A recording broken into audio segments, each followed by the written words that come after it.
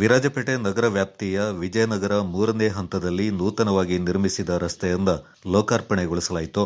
ಕಾರ್ಯಕ್ರಮದಲ್ಲಿ ಶಾಸಕರು ಹಾಗೂ ಮುಖ್ಯಮಂತ್ರಿಗಳ ಕಾನೂನು ಸಲಹೆಗಾರರಾದ ಅಜ್ಜಿಕುಟ್ಟಿರ ಎಸ್ ಪೊನ್ನಣ್ಣ ಅವರು ಪಾಲ್ಗೊಂಡಿದ್ದರು. ವಿರಾಜಪೇಟೆ ನಗರದಾದ್ಯಂತ ಹಲವು ಅಭಿವೃದ್ಧಿ ಕಾಮಗಾರಿಗಳನ್ನು ಕೈಗೆತ್ತಿಕೊಂಡಿರುವ ಶಾಸಕರು ವಿಶೇಷವಾಗಿ ರಸ್ತೆಗಳ ಅಭಿವೃದ್ಧಿಯತ್ತ ಗಮನ ಹರಿಸಿದ್ದಾರೆ.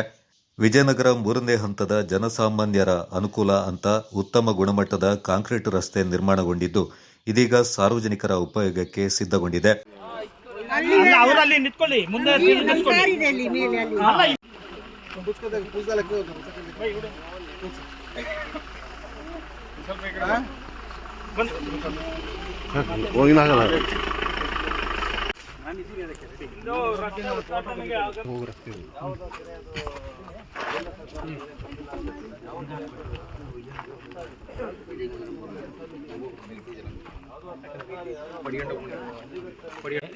ನಾವು ತಮ್ಮ ಶಾಸಕರ ನಿಧಿಯಿಂದ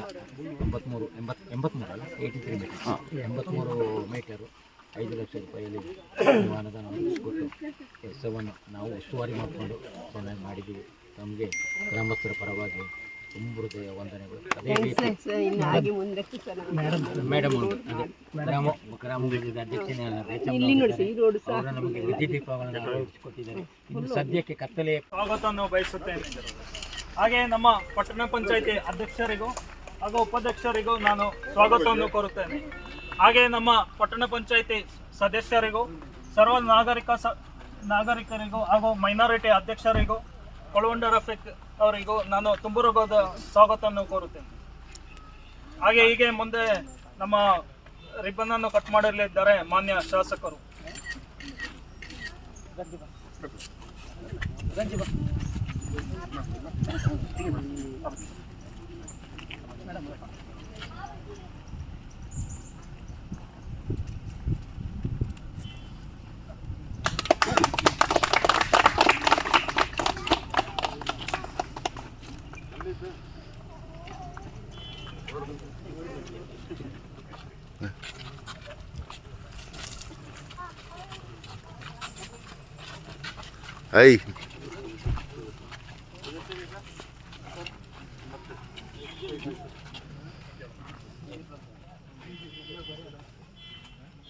ವರ್ಷಗಳಿಂದ ಈ ಒಂದು ರಸ್ತೆ ದುರಸ್ತಿಗೆ ಈ ಭಾಗದ ಜನ ನಿರೀಕ್ಷೆಯಲ್ಲಿ ಈ ಬಾರಿಯ ಅನುದಾನದಲ್ಲಿ ಸಣ್ಣದಾಗಿ ಇದನ್ನು ಕಾಂಕ್ರೀಟ್ ರಸ್ತೆಯ ಮೂಲಕ ಇದರ ದುರಸ್ತಿ ಮಾಡುವಂಥ ಕಾರ್ಯಕ್ರಮ ನಡೆದಿದೆ.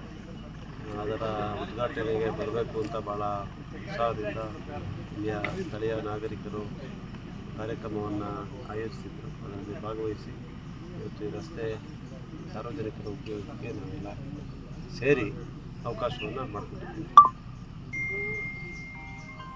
ಈ ಸಂದರ್ಭ ವಿರಾಜಪೇಟೆ ಬ್ಲಾಕ್ ಅಧ್ಯಕ್ಷರಾದ ಪಟ್ಟಣ ರಂಜಿ ಪುಣೆಚ್ಚ, ಪುರಸಭೆ ಅಧ್ಯಕ್ಷರಾದ ದೇಚಂಬ ಕಾಳಪ್ಪ, ಸದಸ್ಯರಾದ ಪೃಥ್ವಿನಾಥ್, ರಜನಿಕಾಂತ್, ಜೂನಾ, ಸುಭಾಷ್, ಜಲೀಲ್, ಅಗಸ್ಟಿನ್ ಬೆನ್ನಿ, ಮೊಹಮ್ಮದ್ ರಾಫಿ, ಕೆಡಿಪಿ ಸದಸ್ಯರಾದ ಮರ್ವಿನ್ ಲೋಬೋ, ದಾದಾ ಪುಣೆಚ್ಚ, ಪಾಡಿಶ್ರೀ ಇಗ್ಗುತ್ತಪ್ಪ ದೇವಾಲಯದ ವ್ಯವಸ್ಥಾಪನಾ ಸಮಿತಿಯ ಸದಸ್ಯರಾದ ಪರದಂಡ ವಿಠಲ, ಬಡಕಡ ಪೂವಯ್ಯ, ಅಂತೋಣಿ ಮೆಲ್ರಾಯ್ ಪ್ರಭು ಹಾಗೂ ಪುರಸಭಾ ಸದಸ್ಯರು, ಪುರಸಭಾ ನಾಮನಿರ್ದೇಶನ ಸದಸ್ಯರು, ಕಾಂಗ್ರೆಸ್ ಮುಖಂಡರು ಮತ್ತು ಸಾರ್ವಜನಿಕರು ಪಾಲ್ಗೊಂಡಿದ್ದರು.